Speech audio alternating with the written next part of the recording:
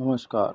आज की चर्चा का विषय है भारतीय दंड संहिता 1860 के अध्याय 4 की धारा 81 से आगे धारा 86 तक के बारे में, जो अपवाद के बारे में है। धारा 81 में बताया गया है, कोई कार्य जिससे हानि होना संभव है किंतु जो आपराधिक आशय के बिना और अन्य अपहानि के निवारण के लिए किया गया है।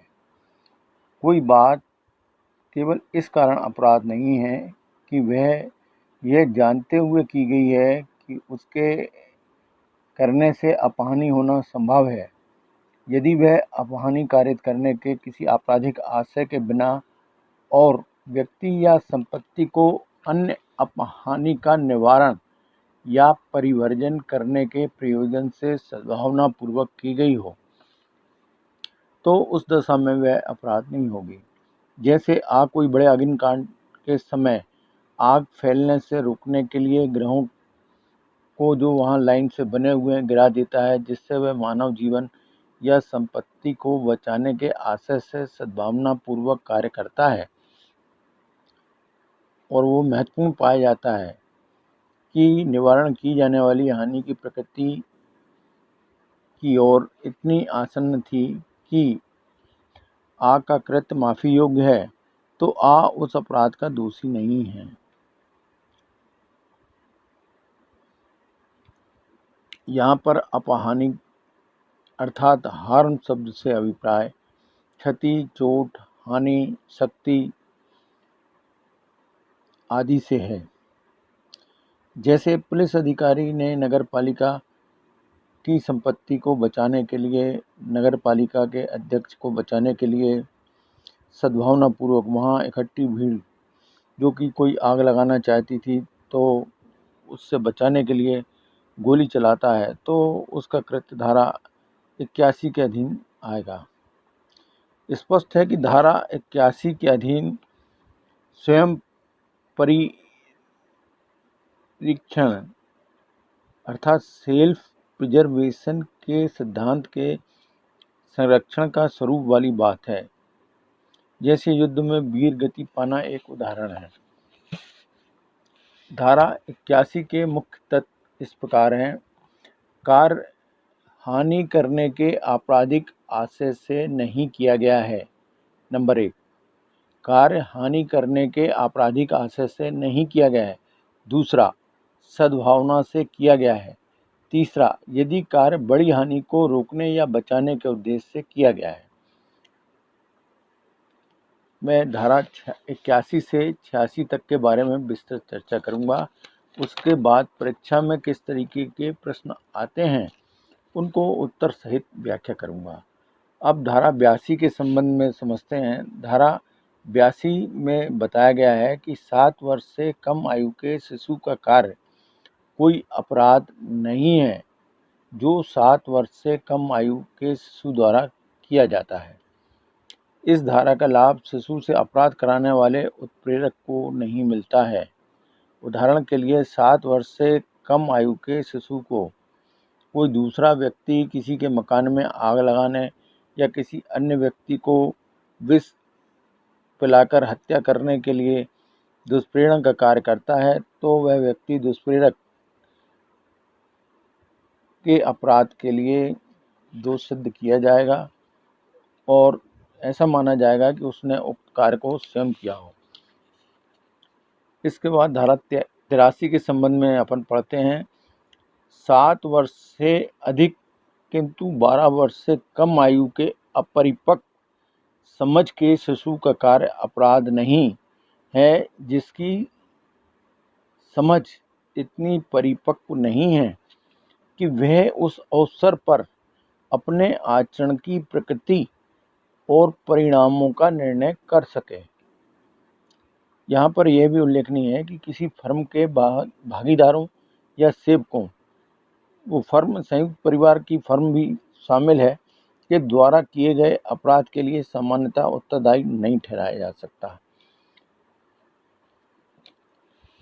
अब इसके बाद धारा 84 के संबंध में देखते हैं। धारा 84 में बताया गया है विकृत व्यक्ति का कार्य अपराध नहीं है जो ऐसे व्यक्ति द्वारा किया जाता है जो उसे करते समय चित्त की विकृति के कारण उस कार्य की प्रकृति या कि वह जो कुछ कर रहा है वह दोषपूर्ण या विधि के प्रतिकूल है जानने में असमर्थ है, तब यह माना जाता है कि वह अपराध नहीं है।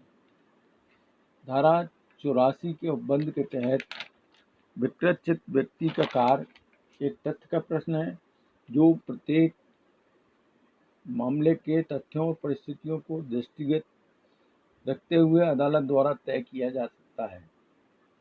अब इसके बाद धारा 85 के संबंध में बताया गया है, ऐसे व्यक्ति का कार्य जो अपनी इच्छा के विरुद्ध मतता में होने के कारण निर्णय पर पहुंचने में असमर्थ है, उसका कार्य अपराध नहीं है जो उसे करते समय मतता के कारण उस कार्य की प्रकृति या कि जो कुछ वह कर रहा है वह दोषपूर्ण है या विधि के प्रतिकूल है जानने में असमर्थ है, परंतु जबकि वह चीज जिससे उसकी मतता हुई थी उसको अपने ज्ञान के बिना या इच्छा के विरुद्ध दी गई थी। यदि कोई व्यक्ति स्वयं शराब पी के किसी आ नाम के व्यक्ति को मारने जाता है और रास्ते में उससे बा मिल जाता है और वो कहता है कि मैं आ को मार डालूंगा और बा कहता है तुम ऐसा नहीं करो और वो बा को मारता है और उसके द्वारा क्षति पहुंचाने से उसकी मृत्यु हो जाती है। वह जानता था कि उसके इस तरीके से मारने से बा की मृत्यु हो सकती है, तो वह हत्या के अपराध का दोषी होगा। इसके बाद धारा 86 के संबंध में बताया गया है कि किसी व्यक्ति द्वारा जो मतता में है अर्थात नशे में है किया गया अपराध जिसमें विशेष आशय या ज्ञान का होना अपेक्षित है, उन दशाओं में जहाँ की कोई किया गया कार्य अपराध नहीं होता जब तक कि वह किसी विशिष्ट ज्ञान या आशय से ना किया गया हो। कोई व्यक्ति जो वह कार्य मत्ता की हालत में करता है इस प्रकार किए जाने के दायित्व के अधीन होगा मानो उसे वही ज्ञान था जो उसे होता यदि वह मत्ता में ना होता, जब तक कि वह चीज जिससे उसे मत्ता हुई थी उसे उसके ज्ञान के बिना या उसकी इच्छा के विरुद्ध ना दी गई हो। तो इस तरीके से धारा 81 से 86 के संबंध में जो भारतीय दंड संहिता के प्रावधान हैं उनकी व्याख्या स्पष्ट है। इसके बाद अब जो परीक्षा में प्रश्न आते हैं उसमें कई बार उदाहरण दिए रहते हैं, तो उसमें किस तरीके के उदाहरण होते हैं और किस तरीके के आंसर ढूंढना होता है उनके बारे में व्याख्या कर रहे हैं। देखिएगा, उदाहरण के लिए एक समुद्री तूफान में एक जहाज फंस गया। उस जहाज पर 3 व्यक्ति थे जिनमें एक बालक था। जहाज पर खाने के लिए कुछ नहीं था और जहाज के शीघ्र किनारे पहुंचने के आसार बहुत कम थे। ऐसी स्थिति में या तो तीनों व्यक्ति भूख से मर जाएं या किसी एक को मारकर उसके मांस को खाकर दो अपने को जीवित रखें। ऐसी दशा में जो अन्य 2 थे उन्होंने बालक को मारने को निर्णय लिया और उसके मांस को खाकर जीवित रहते हैं। किनारे पहुंचने पर उन दोनों पर हत्या का मुकदमा चलाया जाता है, तो उस स्थिति में वो दोनों व्यक्ति हत्या के दोषी होंगे क्योंकि उनके द्वारा जो भी बचाव का आधार लिया गया है वो आवश्यकता के सिद्धांत के तहत नहीं आता है। इसके बाद अगला उदाहरण लेते हैं। जैसे कि एक पोत के टूटने के कारण एक लकड़ी का टुकड़ा गहरे सागर में तैर रहा था।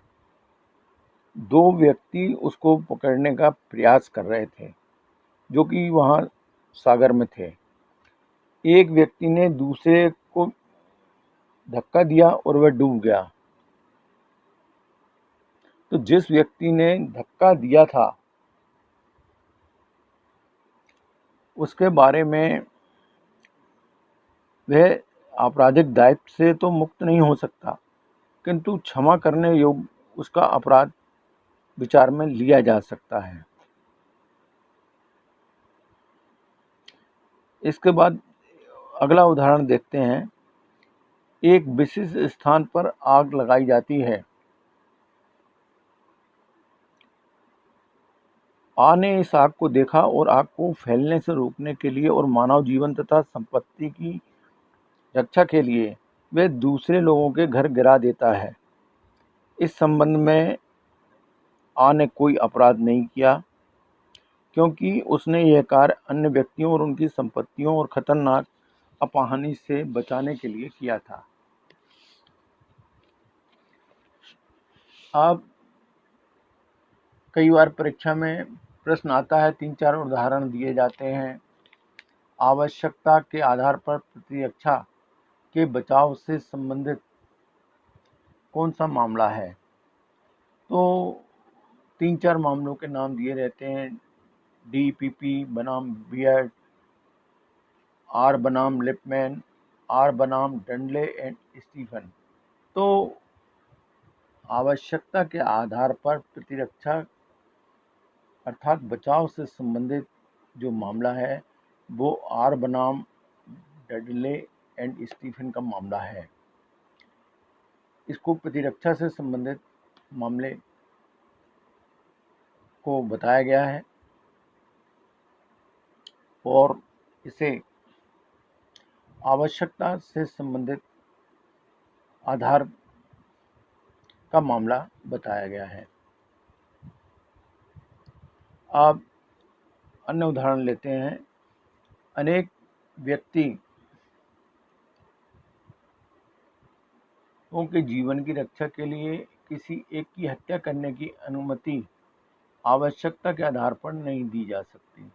यह सिद्धांत जिसका भारत में अनुसरण किया जाता है, सबसे पहले क्वींस बेंच डिवीजन ने किस मामले में प्रतिपादित किया था?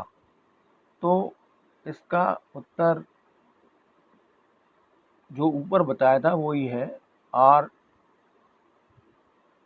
बनाम डंडले स्टीफन। इसके बाद अगला उदाहरण है। एक गरीब व्यक्ति अपनी रुग्ण माता के प्राण बचाने हेतु दवाई की दुकान से दवाइयाँ चुराता है, तो उसे आवश्यकता का, प्राइवेट प्रतिरक्षा के अधिकार का या तुच्छ हानि का कोई भी बचाव नहीं मिलेगा। इसके बाद अगले उदाहरण पे आते हैं। भारतीय दंड संहिता में 7 वर्ष से कम आयु के शिशु का कार्य एक अपवाद के रूप में उपबंधित है। ये किस धारा में है? तो इसका उत्तर धारा 82 है। ऐसे ही बालक के कृत्य जिसको भारतीय दंड संहिता में सामान्य अपवादों के रूप में संबंधित किया है, उसका उत्तर है धारा 82 और 83।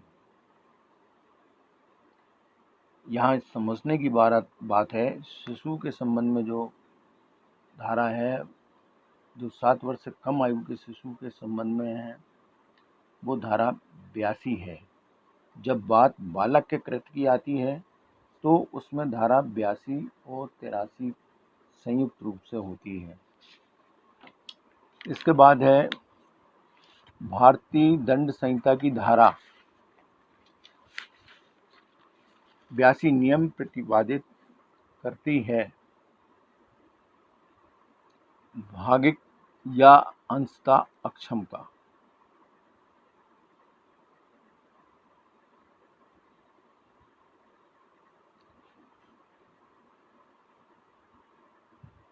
या पूर्णतः अक्षम का, या पूर्णतः अक्षम या भागिता या अंशतः अक्षम दोनों का। तो इसका उत्तर है पूर्णतः अक्षम। अब आगे देखते हैं अपन।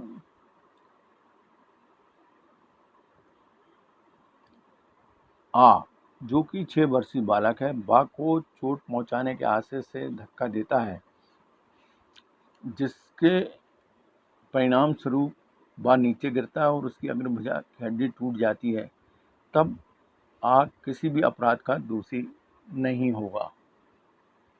इसके बाद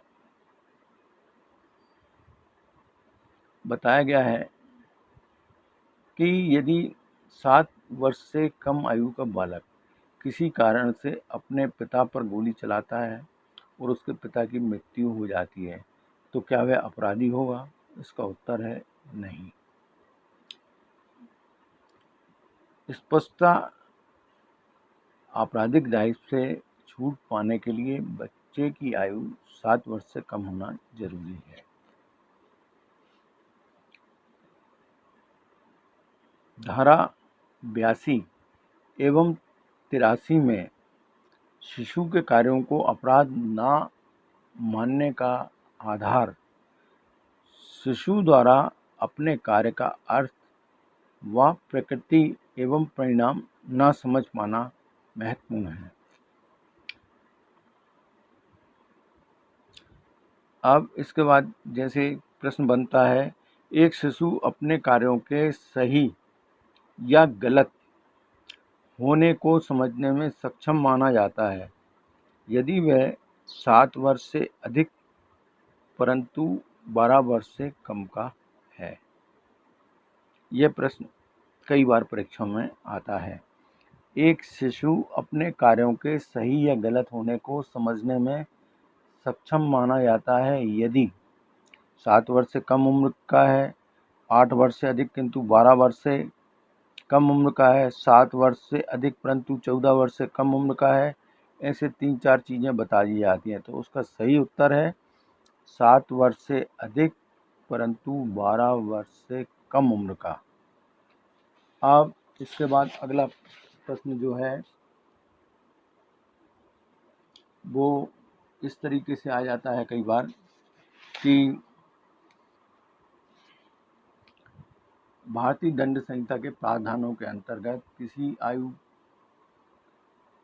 अर्थात किसी आयु के बालक दोष के लिए उत्तरदायी होता है, तो इसका उत्तर है परिपक्व बुद्धि का जो 7 वर्ष से ऊपर किंतु 12 वर्ष के नीचे का है। तो ये प्रश्न इस तरीके से थोड़ा भाषा को चेंज करके बनाए जाते हैं, तो जिसमें हमारा कंसेप्ट बहुत क्लियर होना चाहिए। ऊपर जो चर्चा करते हुए आ रहे हैं, इससे किसी को कोई संशय नहीं रहना चाहिए।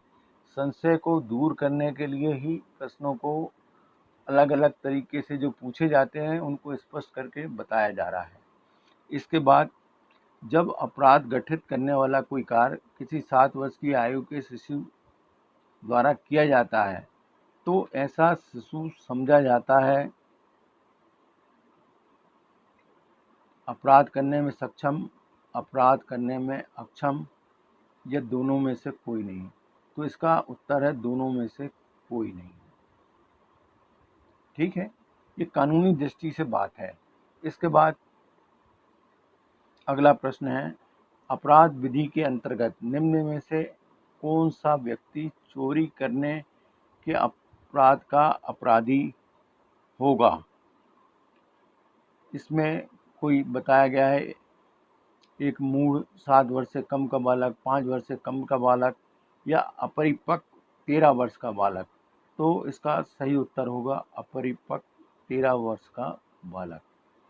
इसके बाद अगला प्रश्न जो बताया जाता है, विकृत व्यक्ति के कार्य जिसको भारतीय दंड संहिता में सामान्य अपवादों के रूप में उपबंधित किया गया है वो कौन सी धारा में आते हैं? तो इसका स्पष्ट उत्तर है धारा 84। परीक्षा में कभी धारा 83, 85, 86 या अन्य लेख रहता है, तो उसका बिल्कुल स्पष्ट उत्तर है कि विकृत व्यक्ति के संबंध के जो कार्य हैं जो अपवाद के रूप में आते हैं वो धारा 84 में वर्णित है। इसके बाद कोई व्यक्ति किसी कार्य करते समय अस्वस्थ चित्त होने के कारण कार्य की प्रकृति को समझने में असमर्थ है, या यह कि वह जो कार्य कर रहा है वह या तो दोषपूर्ण है या वह आपराधिक दायित्व माना जाता है, वह भारतीय दंड संहिता की किस धारा में उल्लेखित है? धारा 84 में। इसके बाद एक प्रश्न है, शब्दावली विकृत चित्तता को भारतीय दंड संहिता में परिभाषित किया गया है, जिसे पागलपन के समान नहीं माना जाता। भारतीय दंड संहिता में साधारण अपवाद नहीं माना गया है या भारतीय दंड संहिता में परिभाषित नहीं किया गया है। तो इसका स्पष्ट उत्तर है कि विकृत चित्तता को भारतीय दंड संहिता में परिभाषित नहीं किया गया है। इसके बाद उन्मत्तता अर्थात पागलपन है यदि किसी कार्य की प्रकृति को समझने में अक्षमता है। अन्य उत्तर दिए रहते हैं, स्वतंत्र इच्छा का अभाव, मत्तता के कारण अक्षमता, रोगग्रस्त मस्तिष्क। तो ये उसमें शामिल नहीं है। उन्मत्तता अर्थात पागलपन है किसी कृत्य की प्रकृति को समझने में अक्षमता। ठीक है। अब इसके बाद देखते हैं, कोई व्यक्ति विधिक मानसिक विकृति से पीड़ित था। यह तय करने का निर्णायक समय होता है कार्य से पूर्व, कार्य के पश्चात या कार्य करते समय। तो इसका उत्तर है, कोई व्यक्ति विधिक मानसिक विकृति से पीड़ित था। यह तय करने का निर्णायक समय होता है उसके कार्य करते समय। इस बात को किसी भी तरीके से पूछा जाए तो उसका स्पष्ट उत्तर है, उसको निर्णायक किया जाता है उसके कार्य करते समय। उसकी जो भी मानसिक विकृति से पीड़ित था तो उसका निश्चयन जो विधिक मानसिक विकृति से पीड़ित होने की बात रहती है तो उसके कार्य करते समय की अवस्था से लिया जाता है। एक शब्द है अप्रतिरोध आवेग। तो इसका आशय है पागलपन के अंतर्गत नहीं आता है, पागलपन के अंतर्गत आता है कुछ विशेष परिस्थितियों में आता है। तो इसका उत्तर है परिणाम पर आधारित परिस्थितियों के अंतर्गत आता है। अप्रतिरोध आवेग हमेशा परिणाम पर आधारित परिस्थिति के अंतर्गत आता है। अब इसके बाद देखते हैं, कोई व्यक्ति किसी अपराध को करने के बावजूद भी उस समय अपराध के लिए दायी नहीं होगा यदि वह विकृत चित्त है। भारतीय दंड संहिता 1860 का प्रावधान मैकनाटन नियम पर आधारित है। धारा 84।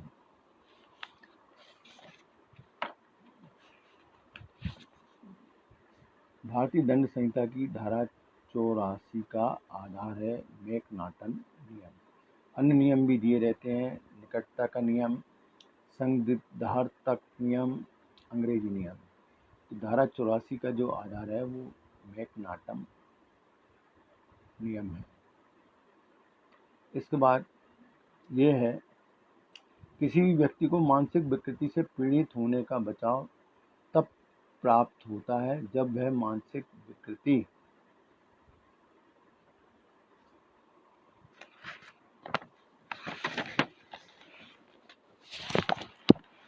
कब होगी? जब कार्य से पूर्व थी, कार्य करने के पश्चात थी या विचारणा के दौरान थी। इसका उत्तर अपन पहले विचार कर चुके हैं, कार्य करते समय थी। किसी भी व्यक्ति को मानसिक विकृति से पीड़ित होने का बचाव तभी प्राप्त होगा जब वह मानसिक विकृति कार्य करते समय थी। ठीक है। इसके बाद एक उदाहरण और है, मैकनाटन नियम के अनुसार विधिक पागलपन चिकित्सीय पागलपन में सर्वथा भिन्न है। इसका संबंध है बोध शक्ति के पूर्ण रूप से। उदाहरण में दे देते हैं, इच्छा शक्ति के पूर्ण रूप से, सहज उन्मत्तता से, पर इसका उत्तर है बोध शक्ति के पूर्ण रूप से। इसके बाद एक उदाहरण है, आ ने अपनी देवी के सामने अपने पुत्र की बलि चढ़ा दी। अब आ कहता है कि उसे देवी ने स्वप्न में आग्रह किया और बलि की मांग की। हत्या का आरोप लगाए जाने पर अस्वस्थ चित्त का अभिवचन किया, तो ऐसी दशा में क्या उसका अभिवचन स्वीकार किया जा सकता है? इसका स्पष्ट उत्तर है नहीं, क्योंकि वह अपने कार्य की प्रकृति जानता था, अर्थात उसने जो कार्य किया वह दोषपूर्ण था, विधि विरुद्ध था, यह वह जानता था। इसी प्रकार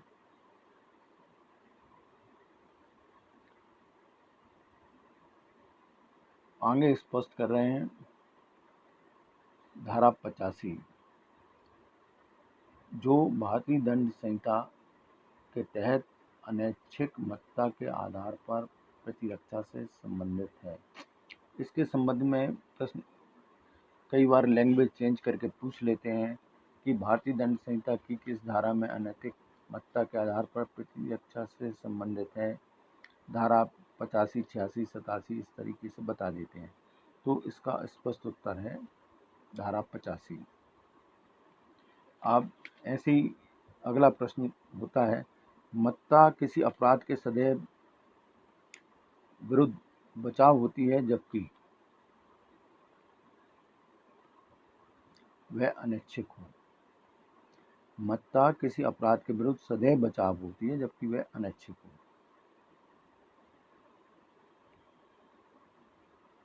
इसके बाद आता है, आपराधिक दायित्व से छूट पाने के लिए कौन सी उन्मत्ता प्रतिरक्षा का आधार है? तो इसका उत्तर है विधिक उन्मत्ता। इसके बाद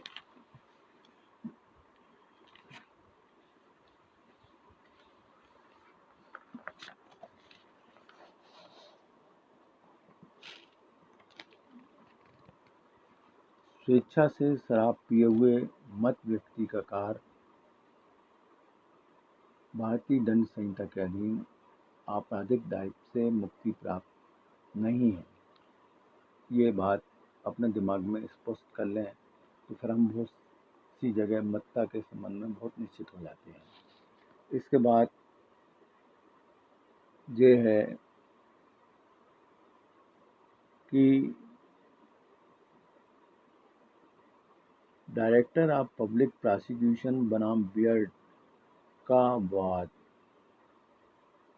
किससे संबंधित है?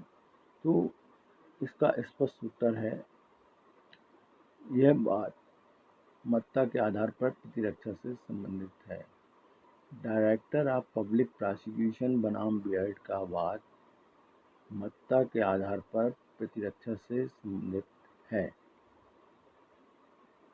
एक व्यक्ति जो स्वेच्छा मत्ता की स्थिति में अपराध करता है उसी प्रकार उत्तरदायी होगा जैसे कि उसने उसी आशय एवं ज्ञान से कार्य किया जो मत्ता की अवस्था में न रहते हुए किया गया होता।